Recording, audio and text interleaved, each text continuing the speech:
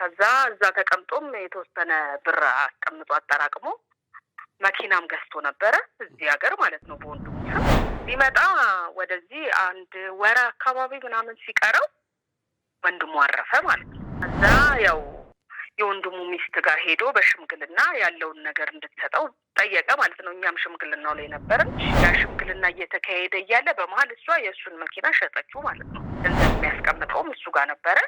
ሽምግልና ድጋሚ ተደረገ። እኔን ግንባር ያርገው አላቅም ማለት ነው። በቃ በአጠቃላይ ሀቄን ክደሽኛል፣ እኔ ለኪዳነ ምህረት ሰጥቼሻለሁ፣ አመሰግናለሁ ብሎ በቃ ተባለ ማለት ነው። ረጅም ዓመትም ከሀገር ስለወጣ ያው አካውንት ምንም አልከፈተም ነበር። ከዛ በኋላ ሲላት በቃ ከዚህ በኋላ ገንዘብ የለህም፣ ገንዘብህ አልቋል ብላ ስልኳን አጠፋች። የለመነ ምናምን አገኘሁት ምናምን አለችን። እኔ አላመንኩም። በነጋታው ተነስቼ ወደዛ ሄድኩኝ። ባሳለፍነው ሳምንት ካየን ከሰማናቸው ታሪኮች መካከል እጅግ በጣም አሳዛኙ የሆነው ጉዳይ የአንድ ግለሰብ ጉዳይ ነበር። ግለሰቡ ባህር ማዶ በተለይ ደግሞ ሳውዲ አረቢያ ለረጅም ጊዜ የለፋበት ሀብት ንብረቱን ያስቀምጥ የነበረው ሀገር ቤት በወንድሙ ስም ነበረ። እዛም ሀገር ደግሞ ሚስት ነበረችው። ታዲያ 9 ዓመታት ከለፋ ከጣረ ከጋረ በኋላ ወደ ሀገር ቤት መመለስ ባሰበ ጊዜ ግን ወንድሙ በድንገት ይሞታል። እዚህ ይመጣና የወንድሙን ሚስት ሀብት ንብረቱን በተመለከተ ሲጠይቃት አላውቅም እማቀው ታሪክ የለም ብላ ትክደዋለች። ይህ ግለሰብ ደግሞ አይ ግድ የለም ያንቺን ጉዳይ እንደዚሁ ለፈጣሪ ሰጥቻለሁ ብሎ ደግሞ መልሶ ባህር ማዶ የነበሩትን መኪኖች ሽጦ በአካውንቱ ያስቀመጠባት የፍቅር አጋሩ ወይ ደግሞ ሚስቱ የነበረች ግለሰብም እንደዚሁ በተመሳሳይ መልኩ ትክደዋለች። ይህ ግለሰብ የህይወት ሰርጥ ውስጥ ይገባል። እዚህ የምትመለከቱት ደህና የነበረው ሰውዬ ነው እንግዲህ ከመከዳት በኋላ ይህንን ወደሚመስል ማንነት ሜዳ ላይ ወድቆ የተቀየረው ማለት ነው። ይህንን ጉዳይ በተመለከተ ከቤተሰብ ጋር ልናወራ ነው። ሰላም ጤና ይስጥልን። የተወደዳችሁና የተከበራችሁ የጊዜ ሚዲያ ቤተሰቦች እንዴት አላችሁ? በያላችሁበት የዓለም ጫፍ በያላችሁበት የሀገር ጥግ ሁሉ ሰላም፣ ፍቅር፣ ጤና ትሆኑ ዘንድ ዘወትር ምኞታችን ነው። በዛሬው መሰናዷችን ይህንን በቤተሰብ የተካደነና ህይወት የተጫነችውን ሰው ጉዳይ በተመለከተ በህይወት መካከል ምንድን ነው የተፈጠረበት፣ ነገሮች እንዴት ነው እንደዚህ ተፋጥነው ሰውየው ሜዳ ላይ ሊወድቅ ጎዳና ላይ ሊወድቅና እንደዚህ ራሱን ሊጥል የቻለው የሚለውን ጉዳይ በተመለከተ ከቤተሰብ አካል አንድ ሰው አግኝተን ከነሱ ጋር ልነጋገር ወደን ነው እንድትሰሙት ፈቀድን። ይህ ለብዙዎቻችሁ ትምህርት ይሆናል። በተለይ ባህር ማዶ ሆናችሁ ሀብት ንብረቶቻችሁን ጥሪቶቻችሁን በሙሉ ሀገር ቤት በግለሰቦች ስም ለምታስቀምጡ ሰዎች ትልቅ መማሪያ ጉዳይ ነው። እሱ እንድትከታተሉልን ወደን ነው። ወደ መሰናዷችን ከመሄዳችን በፊት ግን አንድ ጊዜ ሚዲያን ሰብስክራይብ አድርጉልን። ሰብስክራይብ አድርጋችሁ ደግሞ ስታበቁ የደውል ምልክቱንም ተጫኑና እለት እለት የምናዘጋጃቸው መሰናዶች እንዲደርሷቸው አድርጉ።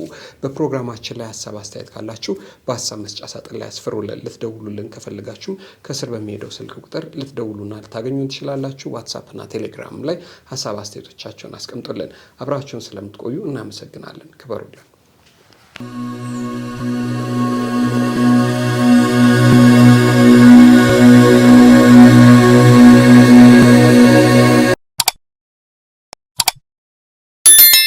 ሄሎ ጤና ይስጥልኝ።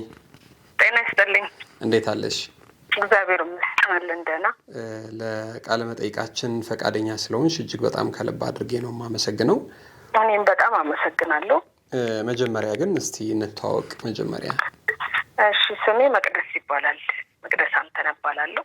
መልካም መቅደስ፣ እንግዲህ መግቢያ ላይ ስናገር ሳስተዋውቅ እንደሰማሽኝ በተለይ ያለፈው ሳምንት ማህበራዊ ሚዲያ ላይ አሁን የምናነሳበትና አሁን ታሪኩን የምናነሳውን ግለሰብ ፎቶና ታሪኩ ተለጥፎ አይተን ነበርና ይሄ ጉዳይ እጅግ በጣም የሚያሳዝን ነውና ደግሞ ሌሎችም እንዲማሩበት በተለይ ደግሞ ልክ እንደሱ እድሜያቸውን ባህር ማዶ የፈጁ ወደ ሀገር ቤት ሲመጡ ለምን እንዴት ማድረግ አለባቸው የሚለውን ጉዳይ በተመለከተ እንዲማሩበት ስለወደድንና ስለፈቀድን እሱን ጉዳይ በተመለከተ እንድታጋሪን ብለን ነውና ምንድነው የተፈጠረው? እስቲ ከመጀመሪያ ጀምሮ ንገሪን። እሺ፣ ማለት ለኔ አጎቴ ነው። ያው አባቴ በለው ለኔ ሲሳይ ይባላል። ሲሳይ አስታጥቄ ነው እና ለኔ በቃ አጎቴ ሳይሆን አባቴ በለው ማለት በሱ እጅ ነው ያደግኩት። ያው የዛሬ 9 ዓመት በፊት ያው ወደ ሳውዲ አረቢያ ሄደ እንደማንኛውም ሰው ለመስራት። ከዛ 9 ዓመት እዛ እየሰራ በወንድሙ ነበረ የሚልከው ብር የሚያስቀምጠው ማለት ነው። ከዛ እዛ ተቀምጦም የተወሰነ ብር አስቀምጦ አጠራቅሞ መኪናም ገዝቶ ነበረ እዚህ ሀገር ማለት ነው በወንድሙ ስም። ከዛ ያው ሊመጣ ወደዚህ አንድ ወር አካባቢ ምናምን ሲቀረው ወንድሙ አረፈ ማለት ነው። ከዛ ወንድሙ አረፈ። ያው እሱም ለመምጣት ስላሰበ እዛ የነበሩትን 2 መኪኖች ነበሩ እነሱን ሸጦ ወደዚህ መጣ ማለት ነው። እሺ ከዛ ያው የወንድሙ ሚስት ጋር ሄዶ በሽምግልና ያለውን ነገር እንድትሰጠው ጠየቀ ማለት ነው። እኛም ሽምግልናው ላይ ነበርን። ጠየቃት። እኔ ምንም ነገር የማውቀው ነገር የለም ማለች። ያ ሽምግልና እየተካሄደ እያለ በመሀል እሷ የእሱን መኪና ሸጠችው ማለት ነው። የእሱ መኪናውን ሲገዛ የነበረው በወንድሙ ስም ነው? በወንድሙ ስም ነበረ። ይህን ወንድሙም ሌሎች ጓደኞችም ማኞችም ነበሩ ይህን ታሪክ የሚያውቁ ማለት ነው። እሺ እና ያው ገንዘብም ሲያስቀምጥ እንደነበረ ብዙ ሰዎች በብዛት የሰፈር ሰዎችም እና የወንድሙ ጓደኞችም ያውቃሉ። ገንዘብም የሚያስቀምጠው በሱ ስም ነው? በሱ ነበር። አዎ በሱ ነበር የሚልከው። ገንዘብ የሚያስቀምጠውም እሱ ጋር ነበረ እና የተወሰነ ገንዘብ ልኮለት ነው መኪናውን የገዛው። መኪናውን ሲገዛ ያው የሲሳይ ነበረ መኪናው። እሱም ይናገር ነበር ወንድምየው ማለት ነው። ይህ መኪና የሲሳይ ነው ይል ነበረ። ይሄን የሰሙ ሰዎችም ታሪኩን በደንብ የሚያውቁ ሰዎችም ነበሩ። ከዛ በኋላ ሽምግልናው እየተካሄደ እሷ በመሀል መኪናውን ሸጠችው። ምን ነበር የሚባል ነገር ኮሮላ፣ እሺ ኤክስኪዩቲቭ ኮሮላ ነበረ። ከዛ በኋላ ያው መሸጧን ሰማን። እንደገና በሽምግልና ቄሶችም ነፍስ አባት ነገር ነበሩ። በእነሱም ተደርጎ ሽምግልና ድጋሚ ተደረገ። እኔን ግንባር ያርገው አላቅም ማለት ነው። በቃ በአጠቃላይ አልሰጥህም ሳይሆን በቃ አላቅም እኔ ገንዘብ ያስቀምጣ አንተ ታስቀምጥ አታስቀምጥ አላቅም ማውቀው ነገር የለም ስትለው በቃ እንዲህ ነው ያላት። ለኪዳን ንብረት ሰጥቼሻለሁ አላት። በቃ ከዚህ በኋላ ከአንቺ ጋር አልመላለስም፣ ሀቄን ክደሽኛል፣ እኔ ለኪዳን ንብረት ሰጥቼሻለሁ አመሰግናለሁ ብሎ በቃ ተወ ማለት ነው። ከሷ ጋር ያለውን ነገር አቆመ። ከዛ ደግሞ እዛ ሳውዲ ደግሞ የነበረች አንድ ሚስት ነገር ነበረችው። ከዛ ወደዚህ ሲመጣ በእሷ ነበረ ገንዘብ ያስቀመጠው። ሁለቱም ሳውዲን እያሉ አብረው እንደ ሚስት ነገር የተቀመጠች ነበረች አብረው ማለት ነው። ያው እኮ እንጋባለን ብለው ወደፊት እንጋባለን አይነት ያው አንድ ቤት ስትኖር ያው ሚስት ነው የምትባለው አይደለ? ያው ረጅም ጊዜ ከቆየ እንደ ሚስት ነው፣ እንደ ሚስት ናት። ያው አብረው ስለቆየችም ከዛ በኋላ ያው ሲመጣ በሷ ነበር ሳንቲም ያስቀመጠው የነበረው እንድትልክለት ማለት ነው ወደዚህ። እሱ እዚህ አካውንት ስለሌለው ረጅም ዓመትም ከሀገር ስለወጣ ያው አካውንት ምንም አልከፈተም ነበረ። አይሽ ትልቁ ጥያቄ እኔም እሱ ነበረ። ለምንድን ነው በወንድሙ ስም ማድረግ የፈለገው የሚል እንዲህ አይነት ጠለቅ ያለ እውቀት ራሱ ያለው ልጅ አልነበረም። የሚገርም ነገር ማለት ያው ሰዎችን እንዴት ነው አሁን ከወንድም በላይ አንተ የምታምነው ማንም የለም አይደል? በአመኔታ ነው፣ እምነት ነው። በቃ አሁን እሱ እዚህ ጋር ያደረገው ምንድነው? እምነት ነው። ስላመነ ነው ያንን ነገር የሚያጣው። ያንን ነገር ማጣቱ ብቻ ሳይሆን አሁን እንደገና ለሁለተኛ ጊዜ ደግሞ ሁለት መኪና ነው ሸጦ የመጣው ከሳውዲ አረቢያ። መኪና ነበረው ሳውዲ ራሱ? አዎ መኪና ነበረው። የሚሰራው እንደ ራይድ ነገር ዕቃ ማመላለስ እንደ ዲሊቨሪ ነገር ነበር የሚሰራው። ደህና ይሰራ ነበር፣ በደንብ ነበር የሚሰራው። እሺ ከዛ ሁለቱም መኪና ደግሞ ሸጦ በእሷ ስም አስገባ ማለት ነው ብሩን። ልክ እሱ ወደዚህ ወደ ኢትዮጵያ ሲመጣ ያው እሷ እንድትልክለት ነበረ የተነጋገሩት። አሁን እሱ እዚህ መጣ። የተወሰነ ቢያንስ 60,000 ብርም አይሞላም በቅጡ የላከችለት። ከዛ በኋላ ሲላት በቃ ከዚህ በኋላ ገንዘብ የለህም ገንዘብህ አልቋል ብላ ስልኳን አጠፋች። እሷም ካደችው ማለት ነው? አዎ እሷም ካደችው። በቃ በዚህ ብስጭት ያው ከኛም እኔ ነኝ ያለሁት፣ በእርግጥ በቅርበትም ያለሁት እኔ ነኝ። በዚህ ብስጭት ያው ጠፋ።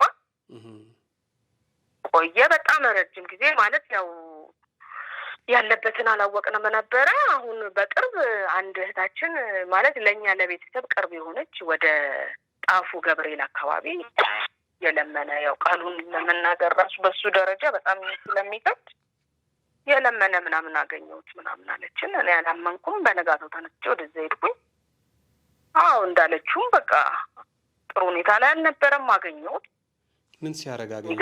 ቶሎ ሲለምን አገኘሽው ወይስ ምንድን ነው? በቃ እንደዛ እንትን ጋር ገንዳው ጋር ተኝቶ ነው ያገኘሁት። የሆነ ቆሻሻ ገንዳ አለ፣ እዛ ጋር ተኝቶ ነው ያገኘሁት። በሰዎች አፈላልጌ ያው በደንብ ያውቁታል የሰከረ ምናምን እዛ አካባቢ እንትን ስለሚል ደግሞ በጣም ተጫዋች ነው። ሰዎች በጣም የሚወዱት አይነት ሰው ነው እና አገኘሁት። እዛ ሳገኘው ያው በቃ ጥሩ ሁኔታ ላይ አልነበረም። በደንብ ልብስ አልለበሰም። ከዛ በኋላ በቃ እዛ አንዳንድ ሰዎች አናገርኩና ለ2 ቀን ለ3 ቀን እንዲያሳድሩት ገንዘብ ከፍዬ ያው የሚበላውን የሚብላና እኔ አንዳንድ ነገር አስተካክዬ እስክመጣ እዚህ ቀመጥ ብዬ ለ2 ቀን ወደዚህ ተመልሼ መጣሁና አንድ እህቴ ያለች በጣም የቅርብ ናት፣ በጣም ቤተሰባችን ናት። በጣም ለሱ በጣም ብዙ የለፋች ነች። ከዚህ በፊትም ያው ስላስቸገረ ነው እሱም አልቀመጥም ስላለ ከሷ ጋር ሆነን እንጦጦ ማርያም ሄደን ጸበል አናገርን። ከዛ እሱን ጨርሰን ይዘነው መተን እንጦጦ አስገባ ነው ማለት ነው። ጸበል አሁን ጸበል ገባ። አሁን እንጦጦ ማርያም ነው ያለው፣ ጸበል ላይ ነው ያለው። አሁን ብዙም እንትን ማለት ያው አሁን ሲዘዋወር ያየኸው የኛ አካባቢ ነዋሪዎች፣ የፈረንሳይ አካባቢ ነዋሪዎች ጓደኞቹም የሚያውቁት ስለነበሩ ሄደው ያለበትን ሁኔታ አይተው ያው እርዳታ ያስፈልገዋል። ለምን መሰለ በእኔ አቅም የሚሆን አይደለም። ያው ወይ 1 ወሩን አደረኩኝ። የሚከፈለው 15,000 ብር ነው በወር ለአስጠማቂ እንዲሁም ለምግብ እንዲሁም ለመኖሪያ ቤት አንድ ላይ ይሄን አጠቃሎ 15,000 ብር ነው የሚቀበሉክ። አሁን ያንን ነገር ሳማከራቸው በእኔ አቅም እንደ አሁን የሚቀጥለው ወር እንደሌለውን ነው ተመልሶ ደግሞ ጎዳና ሊወጣ ነው። ስለዚህ ቢያንስ እንኳን የሚያግዘን ሰው ካለ ብለን ያንን አማከርናቸው። እነሱ የሚያግዘን ሰው ካለ ብለው ያው ለዛ ነው አሁን አንተ የሚያየኸው ሚዲያ ላይ ሲዘዋወር በዛ ምክንያት ነው። ለጸበል የሚያግዘው ሰው ለመፈለግ ወጥቶ ነው ማህበራዊ ሚዲያ ላይ እሱን ያየሁት። አዎ በቃ ትንሽ ደግሞ ምን መሰለ በጣም አልኮል ነበር ሲጠጣ የነበረው፣ አረቄ ነበር የሚጠጣው በባዶ ሆዱም ያው ባዶ ሆዱን በለው በቃ ሲጠጣ ስለነበረ በጣም እግሩ አብጦ ነበረ። ትንሽ በጣም ሕክምና የሚያስፈልገዋል። በጣም እብጠቱ ከፍተኛ ነበር የዛን ጊዜ ስናስገባው ማለት ነው። ትንሽ ኩላሊቱም ተነክቶ ከሆነ የጉበቱ ኬስ ከሆነ ያው ሙሉ ሜዲካል ምርመራ የሚያስፈልገዋል። ትንሽ አሁን ያጸበሉ ምናምን ሲነካው ትንሽ ወደ መቁሰል ምናምን እየሄደ ስለነበረ አሁን ሕክምና ምናምን እንዲያገኝ ነበር አንድ ላይ አጠቃላይ ማለት ነው የፈለግነው እኛ። ምክንያቱም ሙሉ ሜዲካል አለ የሚያስፈልገው እሱ ሙሉ ሜዲካል። አንደኛም ጎዳና ላይ ስለነበረ ረጅም ጊዜ ማለት ምን አይነት ህመም ላይ እንደወደቀ ምን እንደሆነም ልናቅ ስለማንችል ይህን በምርመራ ነው ማረጋገጥ የምንችለው። ለዛ አሁን የኢትዮጵያን ሕዝብ እርዳታ የጠየቅነው በዛ ምክንያት ነው።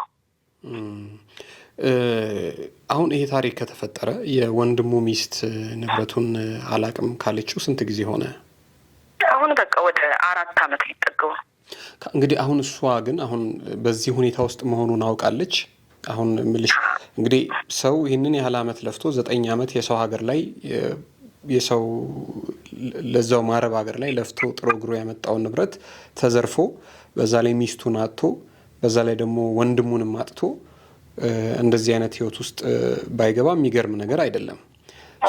አሁን ይሄ እንደዚህ ራሱ እንደጣለ በዚህ ሁኔታ በሷ ምክንያት እንደዚህ እንደሆነ ታውቃለች፣ ሰምታለች። ማለት መስማቷ አይቀርም። ያው ማለት እኔ በቅርበትም ያው ስለማንቀራረብም ያው መስማቷ አይቀርም። በጣም ብዙ ሰው ስለሰማ መስማቷ አይቀርም። እንደዚህ ከመሆኑ በፊት በደንብ ሰምታለች በእርግጠኝነት። ምክንያቱም እሱ ምንም ነገር የለውም ገብቷል። ይህን ነገር ተማምኖ ነው የመጣው። ምንም ነገር የለውም፣ ያፈራው ነገር የለም ገብቷል። ይሄ አለኝ ብሎ ነው የመጣው።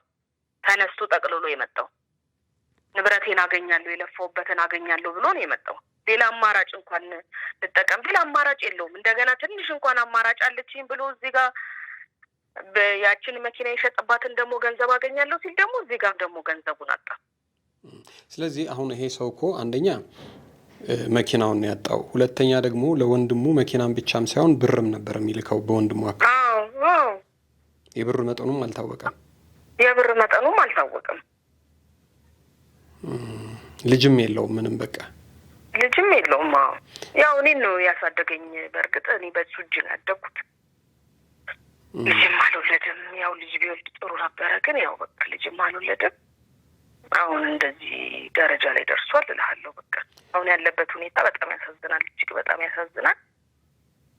አግኝተህ ማጣት ማለት ምን ያህል ስፔሻሊ ደግሞ በወንድ ልጅ ደግሞ ምን ያህል እንደሚከብድ እንግዲህ የደረሰበት ነው የሚያውቀው።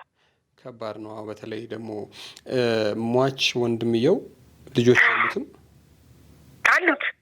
ስለዚህ እሱ እኮ አሁን ለሴትዮዋ ልጆች አጎት ነው አጎት ነው አይደለ? ይሄንን እንኳን ስለዚህ በሽምግልናም ነው በቃ አላቅም ያለችው የካደችው። አረ 2-3 ጊዜ አልኩ እኮ በሽምግልና 2-3 ጊዜ በላይ ነፍስ አባቶች ሁሉ ተደርጎ 2-3 ጊዜ በላይ ነው። በቃ በልመና ምንም ነገር የምትሰማ ሰው አይደለችም እሷ።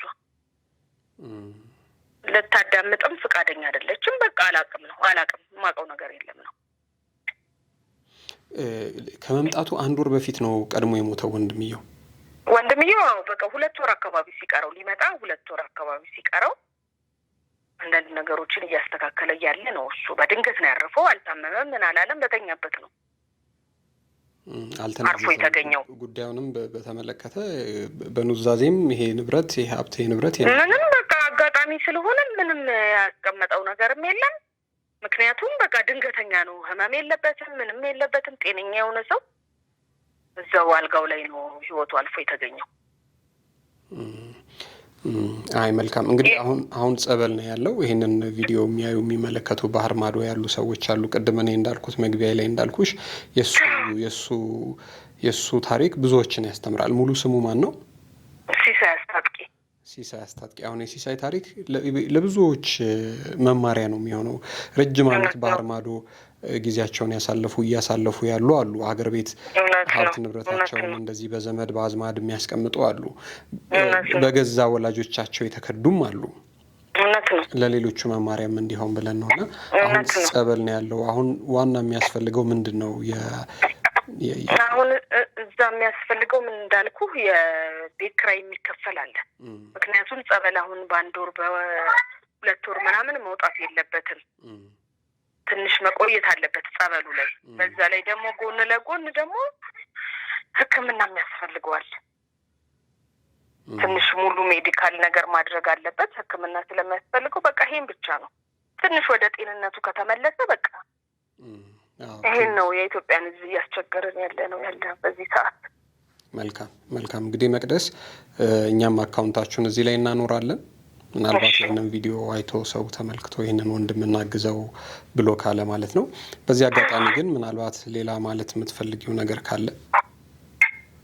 በቃ እኔ ማለት የምፈልገው ያው እግዚአብሔር የእሱን ጤና እንዲመልስለት፣ ያው ሰዎች የቻሉ በአቅማቸው ያልቻሉ ደግሞ በጸሎታቸው እንዲያስቡት ነው። እጅግ በጣም መልካም ያውቀዋል እሱን ማለት ነው። እጅግ በጣም መልካም ሰው ተቸገርኩኝ ብሎ ጠይቆት እንኳን 1 ቀን የማያድር ሰው ነው። ለሰው በጣም ፈጥኖ ደራሽ ነው።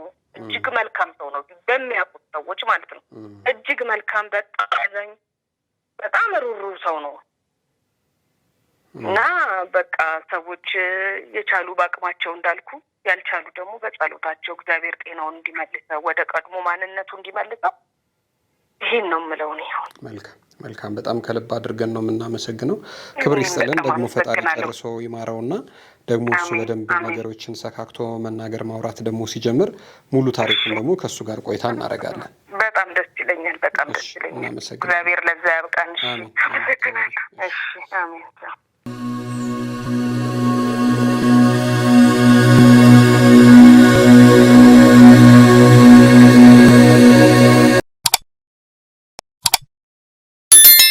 የተወደዳችሁና የተከበራችሁ ቤተሰቦች እንግዲህ ለዛሬ የነበረን መረጃ ይህንን ይመስል ነበር። ቅድም መግቢያችን ላይ እንዳልነው ከዚህ ታሪክ ጋር ተያይዞ ብዙ ትማሩበታላችሁ፣ አንዳችሁ የሚያነሳ ሀሳብ ታገኙበታላችሁ ብለን ስላሰብን ነው። ከዚህ ጉዳይ ጋር ተያይዞ በጣም ብዙ የሰማናቸው ታሪኮች አሉ ኢትዮጵያ ውስጥ።